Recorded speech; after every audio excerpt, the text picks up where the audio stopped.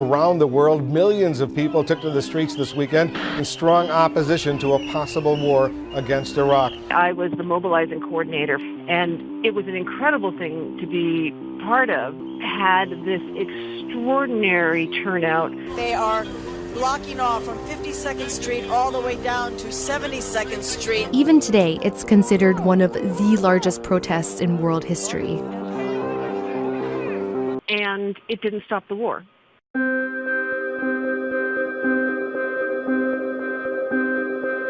And that pattern has repeated itself a lot recently. Occupy Wall Street activists protested income inequality for months, and nothing happened.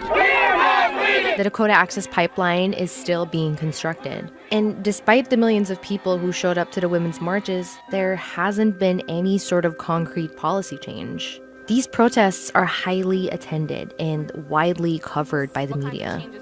So why haven't they actually changed anything? You can't put too much burden on a single protest because every year on Martin Luther King Jr. Day, they show King giving his I Have a Dream speech. I have a dream that one day. And then, of course, we're reminded that the movement won these great laws. It's almost as if King gave a good speech and then change happened. Well, actually, not so much. And he's right.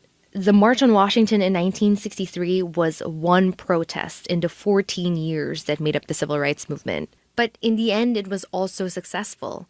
It helped pass laws that ended segregation. President Johnson addresses a joint session of Congress to push a voting rights bill aimed at ending discrimination. The key to success is making life miserable for powerful people. If you can't do that, you're probably not going to win.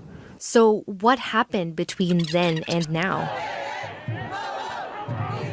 The March on Washington was organized by a coalition of long-established civil rights groups who had staffs and a structure and mailing lists. When the women's marches happened, that began with a Facebook post. This is what democracy looks like. The internet happened. These days, you can summon a crowd of millions with a hashtag. And whether or not that's a good thing is largely debated. Don't shoot! Don't shoot! This is writer and sociologist Zeynep Tufekci. In her TED Talk, she says, in embracing digital platforms for activism and politics, are we overlooking some of the benefits of doing things the hard way? Today's protests have become a bit like climbing Mount Everest with the help of 60 Sherpas, and the internet is our Sherpa.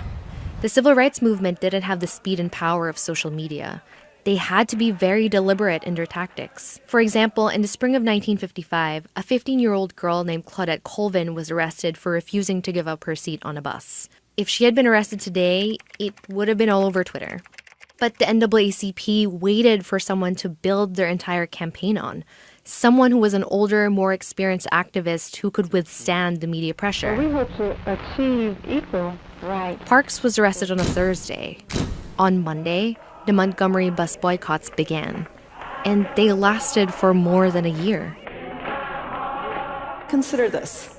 The civil rights movement in the United States navigated a minefield of political dangers, faced repression, and overcame.